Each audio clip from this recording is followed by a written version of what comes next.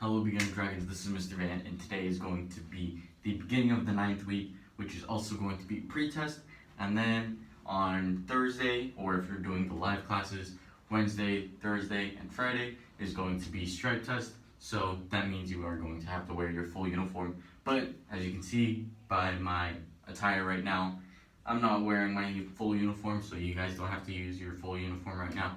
But anyways, we are going to first do our physical and mental goal, and then we're going to do our warm-up, and then we are going to be doing your form and your I don't want trouble, both of them. It's going to be really quick, and then you guys can go into past videos to see some drills and repeat them so that you guys get the memory of doing the techniques and doing them well, and as well as doing your form in succession, as well as your I don't want any trouble. So, first thing, our physical and mental goal, you guys know it by now. It's power for physical goal and self-discipline for mental goal. So, mental goal, I've been talking about it all month. Doing the right thing because you guys know it's right and not because someone's telling you to, or you get some kind of reward from it. So, you can do anything all by your own and think that you did it well, and that could be your reward by itself. You can think, I did that really good. I'm a really good person. I'm really good at that, or something like that, and that can be the reward for you. But there doesn't have to be a reward for something for you to do it. So let's say you know that you shouldn't be watching TV past 10 o'clock or 9 o'clock. So let's just say you're not supposed to be watching your TV, you're not supposed to be playing video games, you're not supposed to be out of bed at 9 o'clock.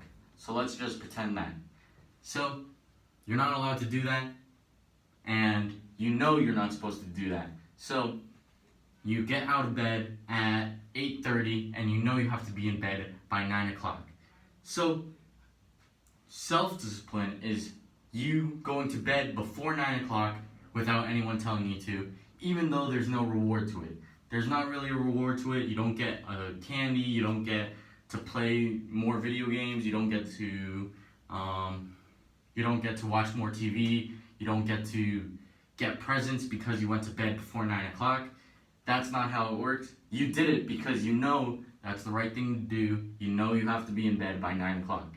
But discipline is if someone had to tell you that you had to be in bed by 9 o'clock, or you have to have a reward to be in bed by 9 o'clock. That's not how it works.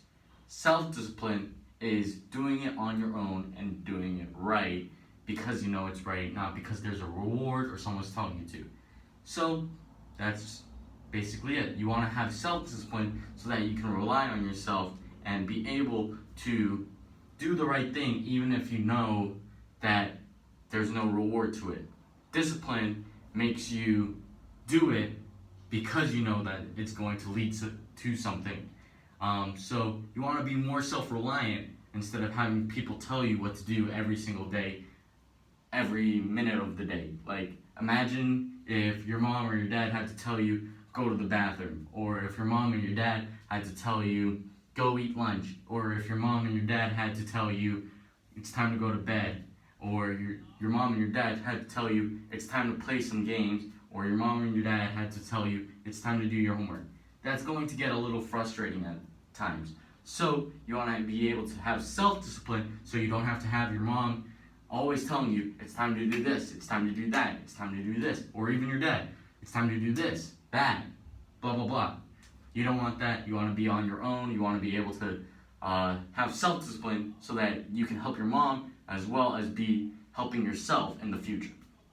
So that's my basic ramble on self-discipline, but now we are going to be talking about power, which is going to be 3 parts. There are 3 main portions of power. So that's rotation, that's back of mass, and that's anchoring. I had 2 very good examples of these 3 attributes last week, so if my explanation doesn't really make sense for you guys this week, maybe you can go to the past and watch those videos and be like, oh, I get it now. But here's my sort of explanation for this week. Again, if you need help or you don't really understand what I'm saying, you can go into the past videos. I'm sure I explained it better last week instead of this week. So let's say you are pushing a whole box of toys because you're moving houses. So you have this huge box of toys and you're moving to some other house, let's say next door. So you want to put it in the car so that you can move it to the next house. So you want to push it to the car so that your dad can pick it up, because your dad is stronger than you, or he can easily pick it up without you. So let's say the box is right here. So the first way to get power is through rotation. So rotation, you guys should know it by now. It's really simple. It's really in the name. You have to rotate, which is twisting. So let's just say I'm pushing the box, and now I rotate and I'm pushing the box like this. I'm rotating. Maybe I can rotate with my hips too, like that, and I'm pushing the box. But the box isn't really going that far. So let's go with our second part, which is backup mass. Backup mass is leaning into it. So have you ever seen like some movies, or even in real life, if your mom or your dad is pushing something really, really heavy, they're leaning into it like this. They're leaning, they're pushing really, really hard, and they're pushing with their whole body. That's what backup mass is. So if you're pushing that box of toys, you want to rotate for that first push so that you give it a little momentum, and then you're able to push it just by leaning into it and having that backup mass. But if you're just leaning into it and you're not moving your feet, that's not really going to be able to push the box very far. So you have the first thing, rotation. You have that initial push, that initial rotation, so that you have that little extra power, so that you push it a little farther. And then you have that second backup mass sort of push, where you lean into it and you push it a little farther, but since you're not moving, you're not really getting that extra push. So you have those two parts that gives it a little good start. But you're also on, let's say, the second floor. So you have to push it all the way downstairs and to the car. So if I'm just doing that over and over, that's gonna take forever. So that leads us to the third one, which is anchoring. Anchoring is our foundation and how we push off the ground. So if you guys don't know, when you walk, you're pushing off the ground with my feet, like this. So that's using your power to move your body. But now you have to move your body and the box. So you really have to push really, really hard when you're actually pushing that box. So I'm rotating, I get that little extra start, and then I'm leaning into it so that I get that more of a start, and then I'm moving forward by pushing off the ground, and now it's going to get some momentum, and I'm going to be able to push it all the way downstairs and to the car with pretty good power.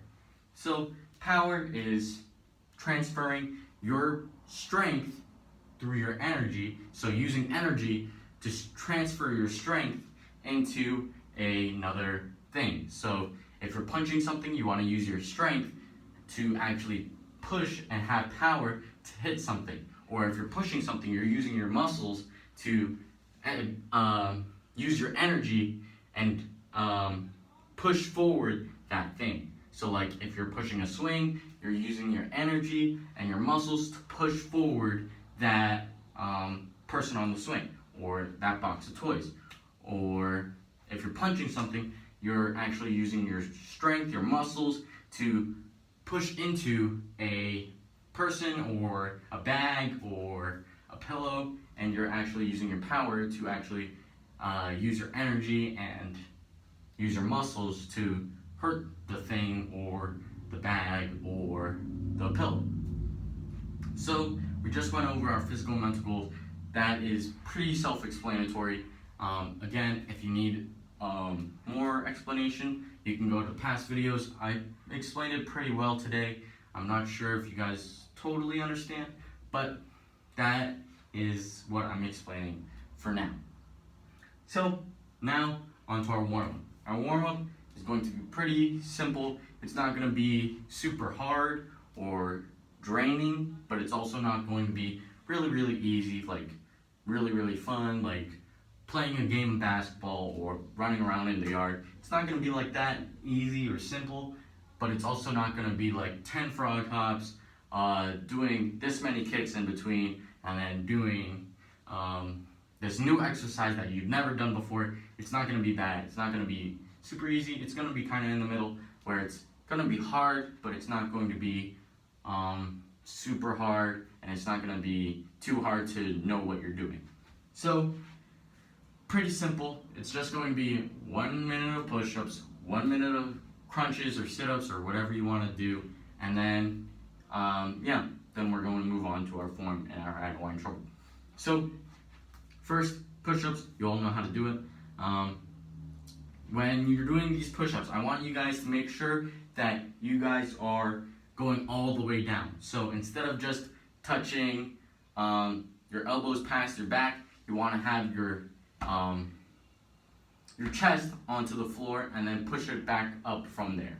So instead of bending your arms really softly, or I don't know what the word would be, really shallow, sorry, that's the word, like this, that's not really a push-up. You want to be able to push all the way down and then all the way back up, just like that, so that you have that